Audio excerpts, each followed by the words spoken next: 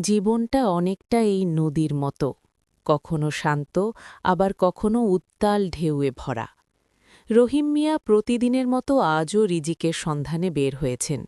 ভরসা একমাত্র আল্লাহর ওপর। কিন্তু মাঝে মাঝে সারা দিন পরিশ্রম করেও জাল খালি থাকে। মনে হয় সব চেষ্টাই বিফলে গেল। বিপদ কখনো একা আসে না, শূন্য হাতের সাথে যোগ হল কালবৈশাখী ঝড়।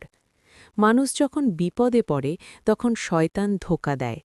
আল্লাহ কি তোমাকে দেখছেন না? কেন তোমার সাথে এমন হল? কিন্তু মুমিন বান্দা হতাশ হয় না। সে জানে এই ঝড় কেবল একটি পরীক্ষা। সে পড়ে ইন্নাল্লাহা মা সাবিরিন। ধৈর্য ধরলে আল্লাহ এমনভাবে সাহায্য পাঠান যা মানুষ কল্পনাও করতে পারে না। ঝড় থামতেই জালে উঠে এলো প্রচুর মাছ। আল্লাহর ভাণ্ডারে কোনো অভাব নেই।